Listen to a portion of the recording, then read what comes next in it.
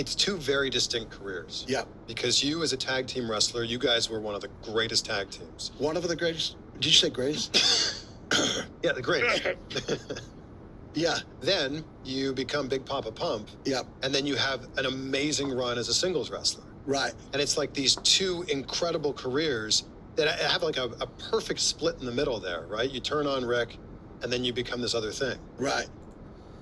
Listen, Scott Steiner does not, I repeat, does not like Hulk Hogan. Okay? Whether he's here nor there. Because we lost the great Hulkster not too long ago. So listen up, everybody. Where'd that come from?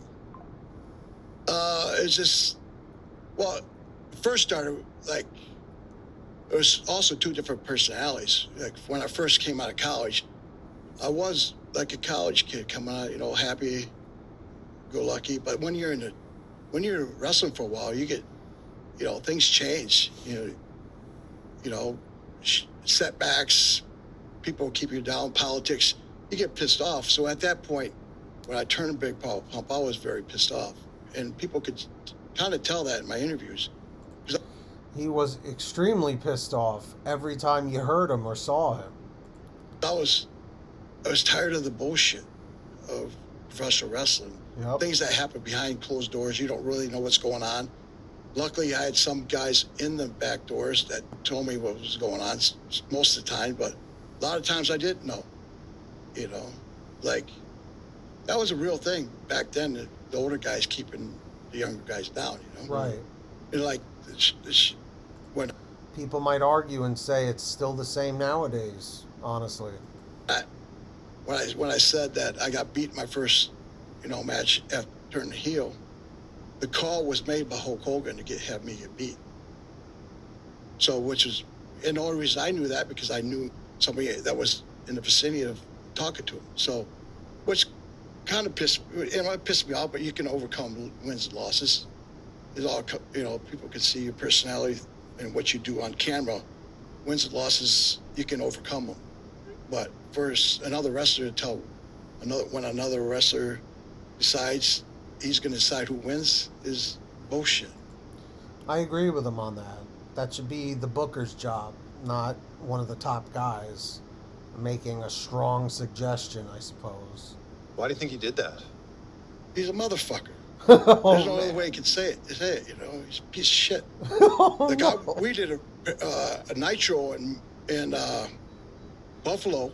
Now, also keep in mind, this interview is from several years ago, so keep that in mind, everybody. And I knew who I had to wrestle, per se. But 10 minutes before the shows go on air, 10 to 8, I didn't know if it was going to happen or not. We had to wait till Hogan got to the building and say, clear it. Yeah, you can do what they have written down. So it was like, you know, just shit like that. So you're still not good with Hogan to this day? I mean, what am I going to do now? You know, it's like, Yeah. But I don't forget. You know, I mean, there's a reason why he got booed in California. You Right. know, I mean, all this stuff that came out with him, you know, racist comments. Now you would never found that out if it wasn't recorded behind, you know, closed doors. Right. So I think a lot of people realize, you know, the perception that the WWE.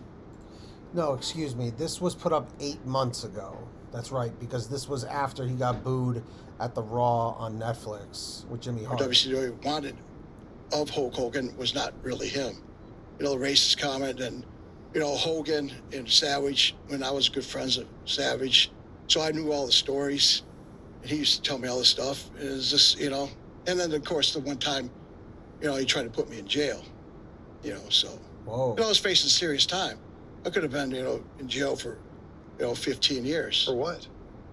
Well, I found out the bullshit he was doing in TNA. So it was, when I left, I told him a couple of, let it be known, like, next time I see him, I'm going to slap the shit out of him. Oh, no.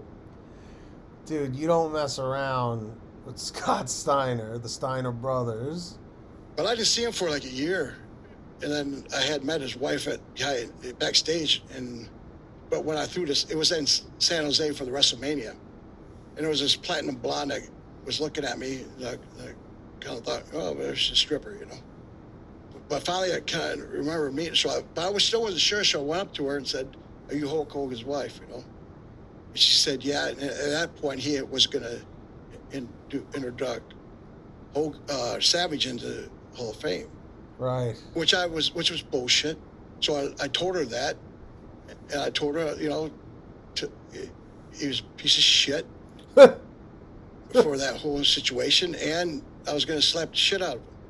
Well, she had called. I said that, and I grabbed my. I mean, it was very. Nobody heard me. It was very low key, and I didn't raise my voice or anything. Grabbed my bags and left. Well, she called Hogan. He came to the airport, and then he called the San Jose Police Department to say I slapped her. Oh, and no. I threatened to kill him. Whoa. Well, you know. See, this is where things got out of control. Terroristic threats and aggravated assault. You know, and so I got a call from San Jose Police Department. I mean, it was on TMZ and stuff. And luckily it happened at the airport because there were so many cameras. Wow. Otherwise, it would have been her and him against me. Right. So it would have been, you know, a tough case in court. But since it was on camera, you know, I told the San Jose, don't bother me anymore. It's on camera. You know, and they stopped. So. Was it difficult in WCW to work with Hogan? You guys didn't? No, because I didn't really know how bad he was. You know, it's still like what happens behind closed doors.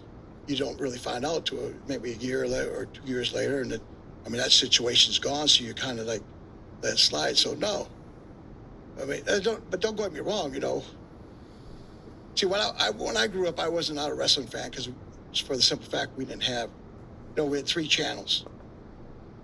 Where I was born, Bay City. And it's like, so it wasn't a big thing, but it got big when I was in college.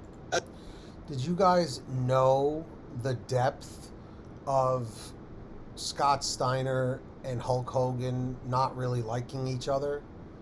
Because I didn't know it ran that deep. I do not remember the thing that happened in 2015 between the two of them. That's when it blew up, when Hogan did the Rocky thing, and then, of course, you know, Macho Man, Big John Studd, Ted DiBiase, you know, all the big names. Yeah. So, and, you know, that's when I became a big fan. I was a big fan with my buddies and stuff. Matter of fact, when I first started wrestling, you know, I'm wrestling in the Ypsilanti Armory. But then I went to the WrestleMania in Detroit where it was 100, not 100, but I think it was like actually 70,000, but it was amazing. 93,000, they said. Yeah, I don't know about that, but I mean that was, you know, we're in the Silverdome.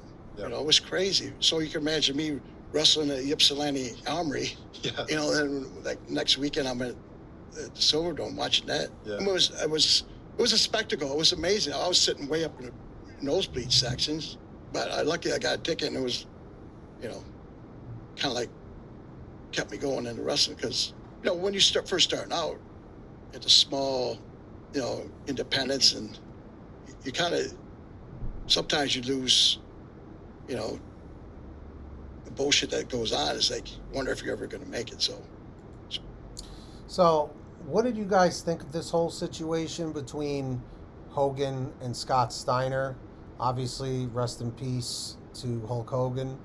But yeah, I didn't realize the hatred ran so deep with Scott Steiner.